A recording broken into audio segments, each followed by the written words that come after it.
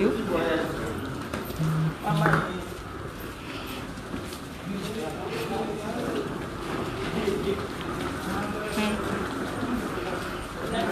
Viens de la monnaie dans la vidéo. Hein?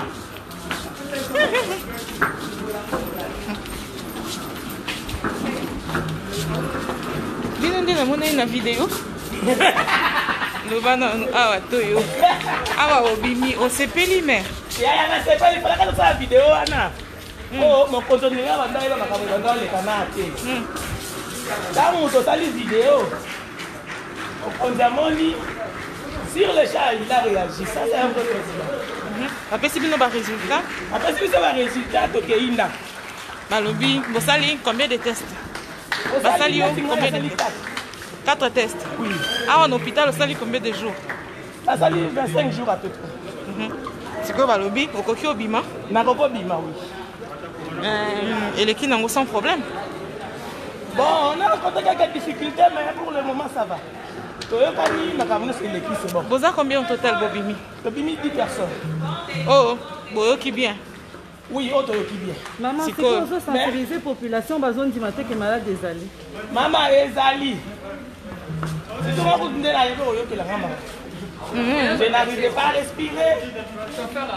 Là, qui n'a tout mon corps à ma casse. Pardon? Comment ça va? Ah, le beau boxing.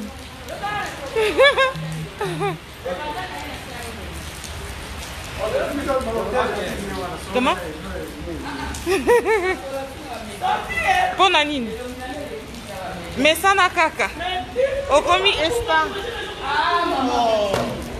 Non. Ça c'est pas. Maman, Parce qu'il a cité on dit maté. Malade des alliés. Malade des alliés. Alors, malade des alliés, il faut se protéger. Il faut avoir précaution parce que. Maman, est-ce qu'il n'y a pas qui sont comme ça qui ont le supermarché, malade, il est parti. Il y a sali combien de jours dans l'hôpital? Ça fait 33 jours. Waouh! Dans l'hôpital aussi 5 jours. Ça fait 38 jours de. C'est que malade des alliés, on a tout mis sur les armes de alliance. il y a sali combien de tests pour déclarer que au Biki vraiment? Je salue 3 tests. Merci. Voilà ce que va lobby le col au bel niveau. Est-ce que c'est possible que aux autres sous malades en gopé? N'engo Biki, bien comme immunisé. Bon. On ne peut pas débattre une chose. Quand il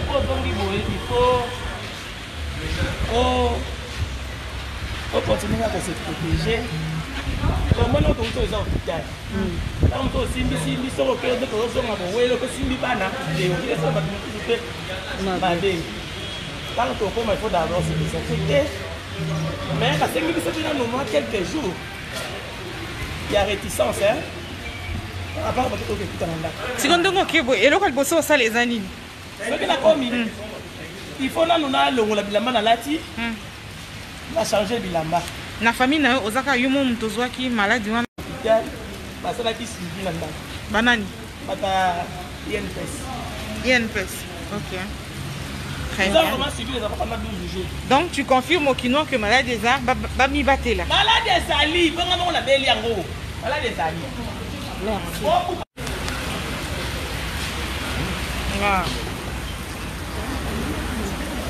Eh ben ninga msusu baoza ba résultat batikali. Oui, madame.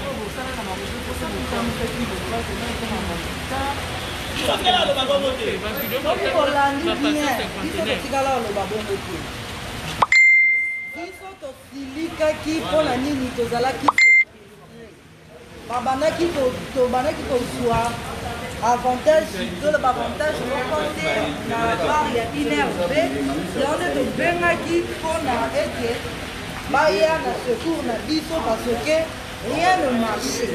La raison pour laquelle baninga mosusu bazalaki très fâché parce que tozalaki sous na contact na gouvernement te eloko te babazalaki koya mpe kotala biso yango nde torecontrolaki Dieu merci président ayokaki aituni biso mpe toyebisi ye nyonso tosalaki aye kobimisa biso awa biso je pense que bomoni donc le maladie coronavirus réel parce que moi-même j'ai été victime ndenge nakufa nango mais Dieu merci nous sommes là. C'est un peu ça. Mais Neti, par exemple, parce que c'est partager un témoignage de ce que Yomoko vivaki, Osako Kandenge Nini, Okaki Ndenge Nini, et puis. Juste, j'avais de la grippe, j'avais aussi ma paiement. Ma paiement et sali et tique, jusqu'à ce que les jeux étaient déclarés positifs. Dieu sali combien de jours? Dans l'hôpital, bon, je peux dire 3 semaines et demie. 3 semaines et demie. C'est comme Balobi au guérir. Guérir, oui, donc avec preuve même que ça m'a dit. Nanda Kunaoka, yo mom to qui maladie. Bon, n'a pas qui m'a travers mon bail manga. Hier, il était sorti déjà 2 jours avant, totalement guéri. Ok. Merci. Merci.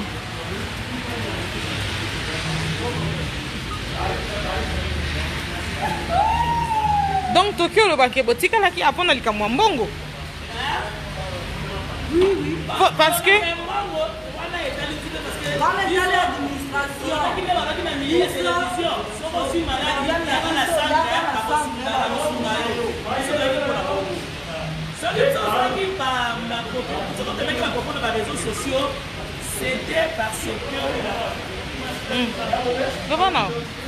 c'était parce que maintenant on suite il y a c'est ça le problème. Donc autour dit awa réponse est ça autour dit maintenant on a réponse est ça une réponse est ça nous devons nous exprimer pour avoir solution. Heureusement que Fouti nous se fait Dieu merci. Si on a cité na Congo, image à l'hôpital du cinquantenaire, ils en étaient sali. L'hôpital on est ambienté, ça le rabat tout mabe. Est-ce que beaucoup confirmé que est-ce que l'hôpital du cinquantenaire est beau traité par maladie? N'est pas bazolo baloba que non, qu'aucun hôpital ou en a été. Le problème est que quand on est abandonné pendant que on est donc quand on va solo li balobi.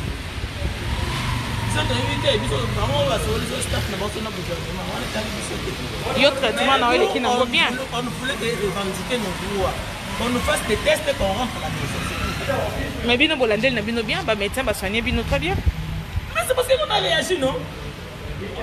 Nous on réagissait pour pas y aller biso par résultat na biso na to bima na hôpital, c'est ça. Yo ba non mais la kisini. Na ina meli chloroquine na azithromycine. Na sulfate de zinc, na vitamine C. Bon, il y a aussi des médicaments qu'on me donnait parce que j'avais aussi d'autres antécédents par rapport à. Okay. Merci maman. Merci.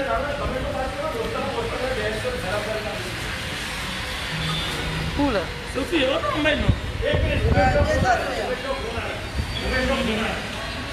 C'est bon. Merci.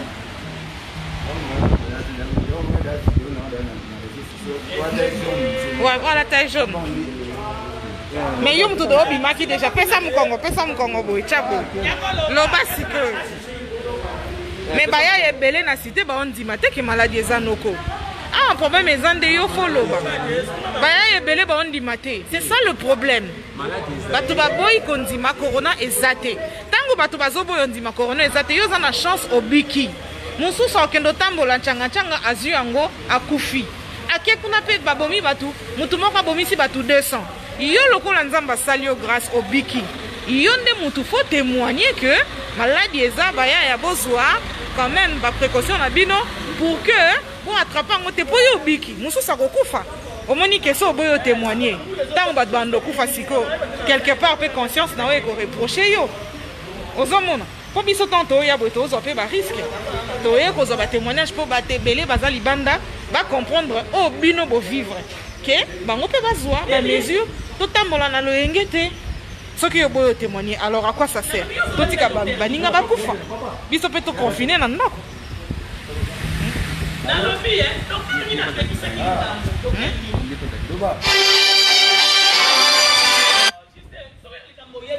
Donc, il pose qui la Katiwan. Mais au moins, la maladie existe. La maladie existe. Et si vous traînez un peu pour vous faire dépister, ça peut vous tuer. Parce que c'est une maladie en caractère respiratoire. Ça affecte les poumons. Et quand ça arrive à ce niveau-là, vous-même, vous savez, on est encore dans le tâtonnement. On n'a pas trouvé un médicament, on n'a pas trouvé un vaccin. Alors, si ça touche déjà les poumons, vous êtes susceptible à mourir. Donc, prenez des précautions. Si vous avez la toux, si vous sentez un peu de fièvre ou que vous vous sentez bizarre, ou soit que vous sentez quelque chose au niveau de la gorge, en dehors du fait de prendre quelques médicaments, soit quelques solutions traditionnelles autres, allez vous faire dépister. C'est mieux lorsque le virus est encore jeune. Elle n'a pas encore touché un certain niveau de si ça touche les poumons. Vous avez contacté la maladie où? Est-ce que vous vous souvenez? Ok. Moi, je travaille. On était en confinement. Pendant le confinement, parce que je travaille dans un hôpital, pendant le confinement, c'est à ce moment-là que nous avons attrapé la maladie. Heureusement pour nous, on était asymptomatique, on était porté à ça. C'est-à-dire pendant qu'on ne savait pas encore qu'on avait la maladie, l'hôpital nous a exigé de faire le test. Le test était positif. Aussitôt c'est positif, nous sommes venus se mettre en quarantaine ici au secondaire. Et après le traitement, alors, nous sommes guéris. Donc vous n'avez pas développé les signes et toute la douleur, tout le calvaire de cette maladie? Non, aucun signe, aucun symptôme, nous étions asymptomatiques. Alors c'est pourquoi j'encourage aussi les autres qui sont à la cité. Vous pouvez vous croire en bonne santé. Vous pouvez vous croire que je n'ai pas le virus, c'est juste. Mais il y a aussi des porteurs sains. Hein? Vous pouvez l'avoir parce que vous avez les anticorps forts. Et même vous pouvez passer 14 jours d'incubation, vous ne sentez rien. Mais le plus dangereux, c'est quoi? Chez vous, les anticorps peuvent résister jusqu'à ce que le virus disparaisse. Mais vous êtes aussi porteur, c'est-à-dire que vous pouvez contaminer les autres. Vous pouvez contaminer les autres. Et ceux-là qui ont des anticorps faibles peuvent rapidement manifester des symptômes. Comment on a eu papa? Papa, pardon, c'est là, monsieur, qu'on appelle un joueur. Le mot français m'échappe pour l'instant. Je suis très émotionné. Dans notre sentiment, premièrement, coronavirus, les maladies sont réelles, les vraies maladies. Malgré que ngai na konti ya musala nde ba dépista ki biso kuna mala moko ba moni ki naza positif. Donc l'équipe a riposte na musala na ngana sala résa de hôpital mais toza na autorisation à riposte batina biso na cinquantenaire na si ba traitement approprié na bimi négatif après traitement. Coronavirus ezoboma. Mais coronavirus ekoboma te soki ondimi ba traiter yo. Coronavirus ebimaka pe malamu te nde bozokanisa. Moi depuis nazaki positif, si nazwi traitement, si nasisi traitement, natie kosala ni fièvre, natie kozoka ni malaise mona nzoto, mais j'étais positif. Ce qui veut dire que ce que vous avez il faut se faire dépister. Va tester, va checker. Parce que vous en avez, vous ignorez. Maintenant, vous commencez à expliquer à un médecin que comme il va voir mon poumon et tout, et c'est compliqué. Tout le monde va négocier la négligence. Ici, va couper na orgueil, va traiter nandaku, à ce traitement nandaku. Alors, les maladies à son moment, les maladies à son unité. Vous avez makasi, vous avez un hôpital de cinquantenaire, vous avez un traitement, vous avez un bien. Vous s'inquiétez, vous avez un calme. Vous avez calme jusqu'à 10 jours de traitement ici. Vous prélever au 12e jour du résultat. C'est un négatif. Vous avez un bien que tu passes moins 2 jours à moins retard par rapport au résultat à 1h B, exactement retard. Le président a intervenu, m'a remis sur le bien. Bien que Boyasima, pour moi, que pour traitement bien pour ma délai. C'est un peu ça. Oui, la chloroquine parce que test est positif. Après avoir comme la chloroquine, erythromycine, zinc, vitamine C, 10 jours. Bah, vous prélevez un 12e jour, c'est négatif. Chloroquine de difficile. Merci beaucoup.